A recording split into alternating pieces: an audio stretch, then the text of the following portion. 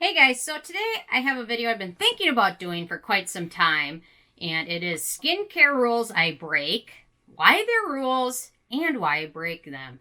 So, I know I get some criticism on it, but I'm just going to lay everything out there. So, one of the first rules I break, which is a rule, is washing my face in the shower with very hot water. You're not supposed to really wash your face too much in the shower because the water uses super hot.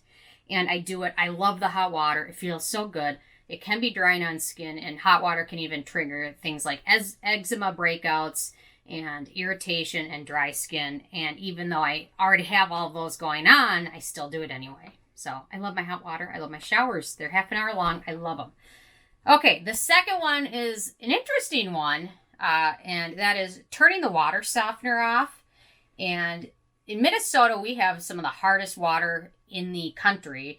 And hard water results from water going through the ground soil, absorbing minerals and iron. And then when you use it, it's got all those minerals. It makes soaps harder to rinse off. They don't rinse off as well. They don't clean as well either. They don't foam as well. So for a short period of time, my water softener is out of salt. And I will tell you, within the first day, I was questioning something is different. My skin is super dry everywhere.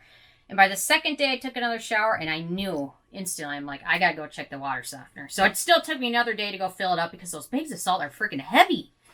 And they're all at the very top shelf at Menards, and they asked me if I need help. Like, no, I got that. And I grab it, and the thing sinks to the ground. I'm like, these are heavy. So anyway, it's interesting, though, that soft water is better for your skin. You'll get less dry skin. And also, if you have sensitive skin, using water that's been softened is much better for your skin.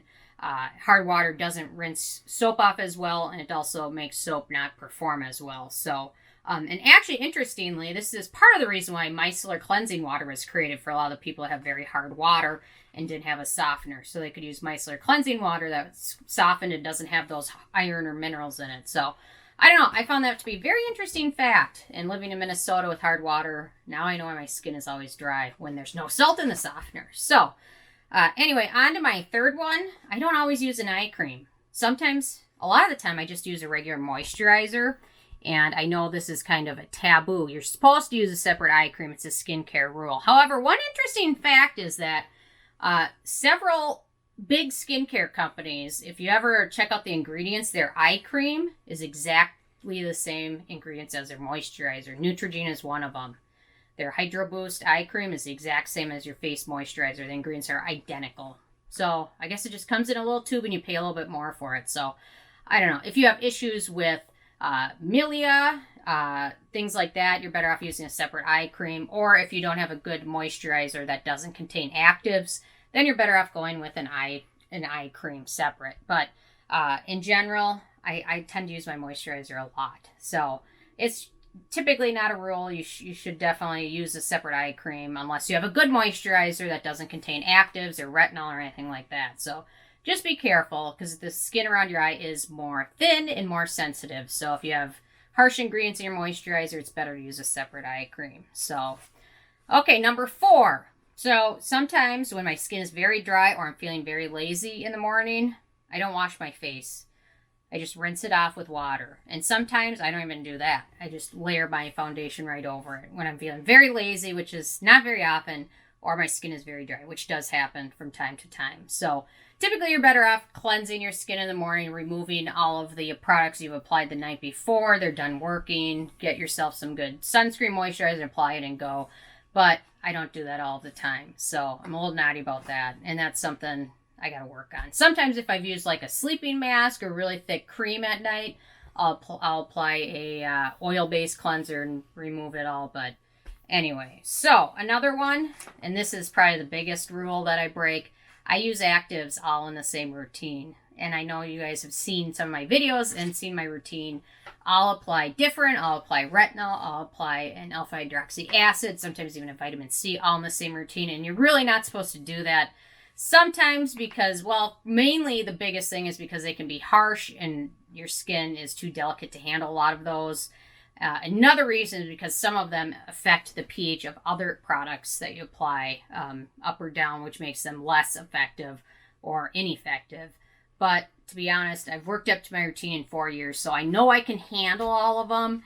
And I try and wait a few minutes in between each step. And to be honest, I just like applying them all in the same routine and having it done, knowing I'm getting my acids in, I'm getting my retinol in, I'm getting my vitamin C in, I'm getting my hydration in.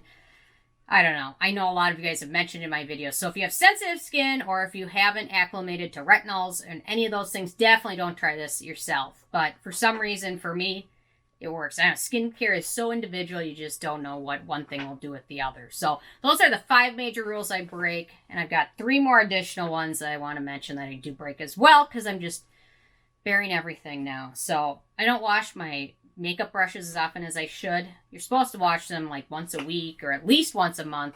And I would say I wash them maybe every couple months. So I break that. It's not good for your skin, especially the oils in your skin, especially if you have acne prone skin, you should be washing your brushes more because it just transfers bacteria around. So I need to make a resolution, be better about that. Another one, pillowcases. I don't wash my pillowcases as often as you should. Some people say you're supposed to wash them or change them every 2 days or even every week, which every week seems a little bit more reasonable, but I probably do it twice a month. It's bad. I know I need to change it more, and maybe I'll make that a resolution. And the last one is I pick at my skin. I know I shouldn't. Everyone tells you not to, and I still do. I'm obsessed with it. I'll tweeze my eyebrows every day. I just can't help it. I've got one of those mirrors that looks really close, and I see everything, and I've got to dress it myself. And you know what? You're better off not doing it. It just spreads bacteria, and it's just not good. So anyway, those are 5 plus 3 rules that I break. So that's 8. So I'm interested in hearing about your guys' rules that you break. If you're not and you break any, leave a comment below. Or if you have any advice, definitely feel free. I love hearing it. So anyway, leave a comment. Love hearing from you guys, and I will see you tomorrow.